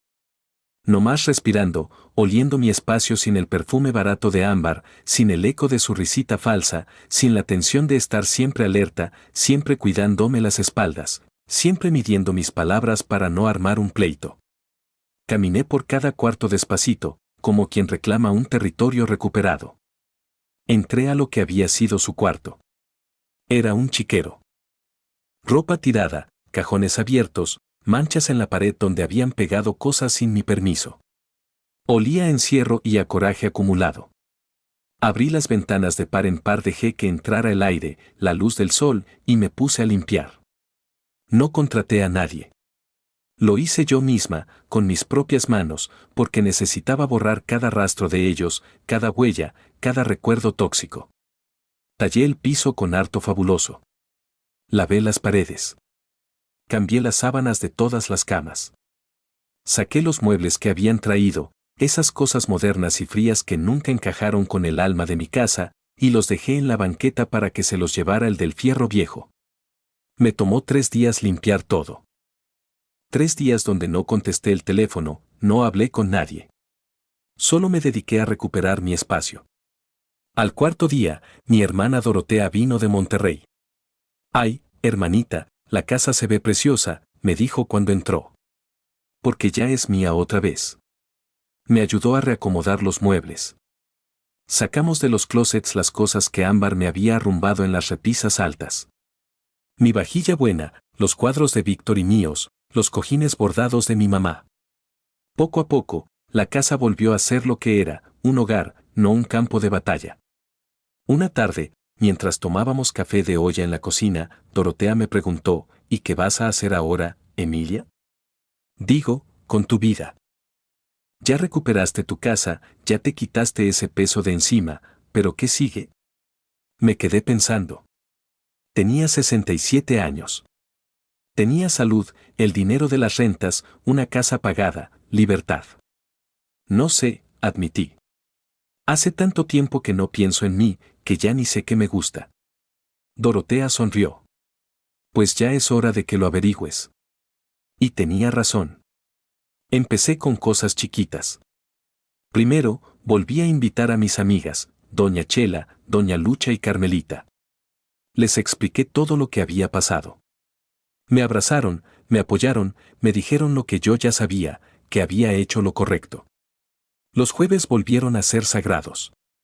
Lotería, café, chisme del bueno, carcajadas. De esas carcajadas que te salen del alma cuando estás con gente que te quiere de verdad. Luego me animé a hacer algo que llevaba años queriendo hacer. Me inscribí a clases de baile. Sí, de baile. En el Centro Cultural de la Colonia daban clases de danzón y cumbia los martes y jueves. La primera vez que fui, iba temblando de nervios. Asterisco, ¿qué hago yo aquí a mi edad? Asterisco, pensaba. Pero en cuanto empezó la música, ese ritmo sabroso y elegante, y el maestro me enseñó los pasos, algo se despertó en mí. Era libertad.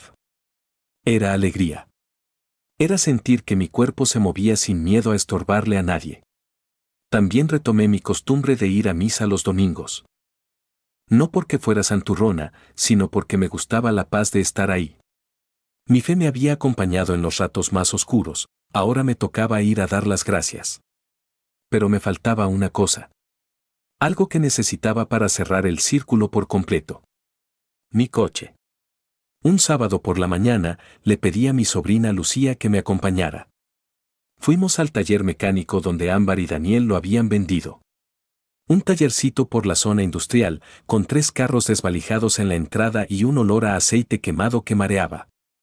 El dueño era un señor mayor, flaquito, con overol manchado y gorra de béisbol. Buenos días, le dije.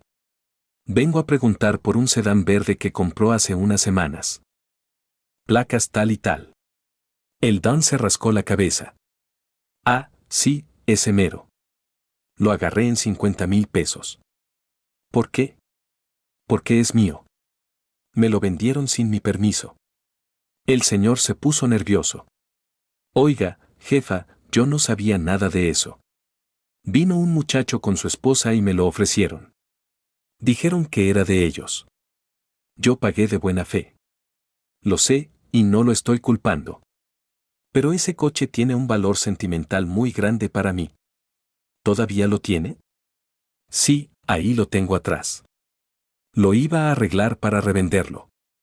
¿Me lo vendería de regreso? El señor me miró extrañado. ¿Me lo quiere comprar?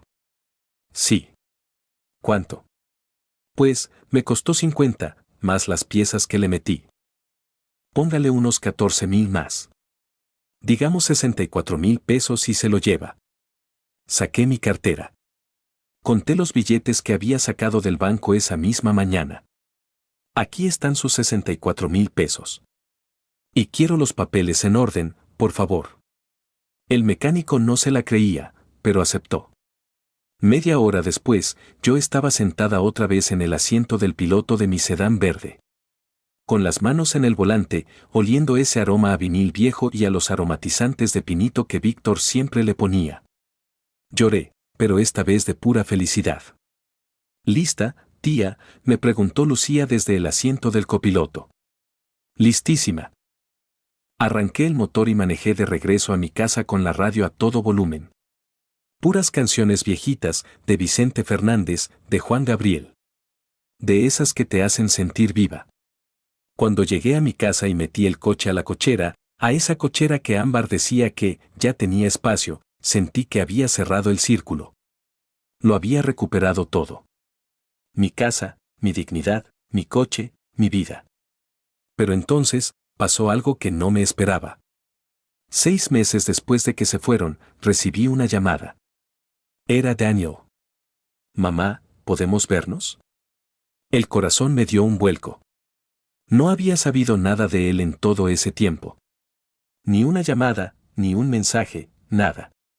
¿Dónde estás?, le pregunté. En el café que está por tu casa, el de la esquina. ¿Puedes venir? Dudé un segundo, pero algo en su voz, algo roto, humilde, me hizo decirle que sí. Cuando llegué al café, lo vi sentado en una mesa del fondo. Solo. Sin Ámbar. Se veía diferente. Más flaco, con barba de varios días, ropa sencilla. Ya no traía esas camisas caras que Ámbar le compraba para aparentar. Me senté frente a él. Hola, mamá. Hola, hijo. Pidió 2 cafés de olla. Nos quedamos en silencio un rato. De esos silencios incómodos donde hay tanto que decir que no sabes por dónde empezar. Dejé a Ámbar, soltó por fin. ¿Cuándo? Hace 3 meses. El divorcio ya está en trámite. ¿Qué pasó? Soltó una risa amarga. Todo. Vivir con mis suegros fue un infierno. Ella me echaba la culpa de todo. Yo le echaba la culpa del coche, de las mentiras. Peleábamos diario. Sus papás también empezaron a pelearse entre ellos. Era insoportable. ¿Y dónde estás viviendo ahora? Renté un cuartito. Está chiquito, pero es mío. Entré a trabajar a otra fábrica. Gano menos, pero estoy más tranquilo. Lo miré con ojos nuevos. Ya no era el hombre débil que había dejado que su esposa me pisoteara. Era alguien que, por primera vez en años, estaba tomando sus propias decisiones. ¿Y por qué me buscas hasta ahorita?, le pregunté, sintiendo cómo se me llenaban los ojos de lágrimas. Porque necesitaba pedirte perdón, mamá. Pero de verdad. No nomás de dientes para afuera. Una disculpa real. Sé que no me merezco que me perdones. Sé que te fallé de la peor manera. Pero... Se le quebró la voz. Pero no quiero vivir el resto de mi vida sin mi madre. Me estiró la mano por encima de la mesa. Le temblaba. Miré esa mano. La mano de mi hijo. La mano que yo había sostenido cuando aprendió a caminar. La mano que me había soltado cuando yo más lo necesitaba. Y después de un segundo que se sintió como una eternidad, se la agarré. No te voy a mentir, Daniel. Todavía me duele. Y va a tomar tiempo para que las cosas vuelvan a ser como antes. Lo sé. Pero eres mi hijo. Y siempre lo vas a ser. Se soltó llorando. Un llanto de alivio. De liberación. Nos quedamos en ese café platicando por horas. Me contó todo. Cómo Ámbar lo había manipulado desde el principio. Cómo lo fue alejando de mí poquito a poco. Cómo se dio cuenta de todo cuando ya era demasiado tarde. También me pidió un favor. ¿Puedo ir a visitarte? No para vivir contigo. No más para verte. Para recuperar lo que perdimos. Sí, le dije. Pero bajo mis reglas y en mis términos. Acepto lo que sea, mamá. Y así empezó nuestra reconciliación. Despacito. Con cuidado. Como uno de esos jarrones rotos que vuelves a pegar con paciencia, sabiendo que nunca va a quedar igual, pero que puede ser igual de valioso. Daniel empezó a visitarme los domingos. Comíamos juntos. Platicábamos. A veces había silencios raros. A veces él decía algo y yo me acordaba del coraje y tenía que respirar hondo. Pero lo estábamos intentando. Y eso era más de lo que yo creí que tendría. Un año después de todo el drama, yo estaba sentada en mi patio con mi café, viendo los rosales que Víctor había plantado cuando nació Daniel. La casa estaba en paz. Mis amigas iban y venían. Yo bailaba mis danzones. Manejaba mi coche a donde me daba la gana. Vivía del dinero de mis rentas sin pedirle nada a nadie. Daniel venía cada semana. A veces me traía flores, a veces nomás su compañía. Estábamos sanando. Lento, pero sanando. ¿Y Ámbar? Ámbar se fue al norte, a Tijuana, a vivir con una tía. Me enteré por ahí que sus papás sí se divorciaron. Que ella intentó colgarse de otro hombre con dinero, pero no le cuajó el teatrito. Que estaba trabajando en una tienda de ropa, amargada, echándole la culpa al mundo de sus desgracias. El karma, que le dicen, había hecho su trabajo. Pensé en Víctor. En cómo había planeado todo esto, incluso desde su cama de hospital. En cómo me había dejado las herramientas para defenderme. Gracias, mi amor, le susurré al viento. Cumpliste tu promesa. Me cuidaste hasta cuando ya no estabas. Y ahí, en esa tarde tranquila, con el olor a tierra mojada, entendí algo muy importante. Que a veces, perder a la gente que creías necesitar, es la única forma de encontrarte a ti misma. Que el amor de madre no significa dejar que te pisoteen. Que la dignidad no se negocia, ni siquiera con tu propia sangre. Y que nunca, nunca es demasiado tarde para recuperar las riendas de tu vida. Porque la verdadera riqueza no está en lo que tienes, está en lo que no permites que te quiten. Si esta historia te tocó el corazón, si te hizo sentir que tú también puedes recuperar tu dignidad, déjame un comentario. Cuéntame, ¿alguna vez has tenido que ponerle límites a alguien que amabas? ¿Desde dónde me estás viendo? Regálame un me gusta si Emilia te inspiró y suscríbete al canal para seguir compartiendo historias de vida como esta. Porque aquí, al calor de este fogón, todas las voces importan. Todas las historias merecen ser contadas. Y todas las mujeres que alguna vez se sintieron invisibles merecen recordar que son unas guerreras. Nos vemos en el próximo cuento.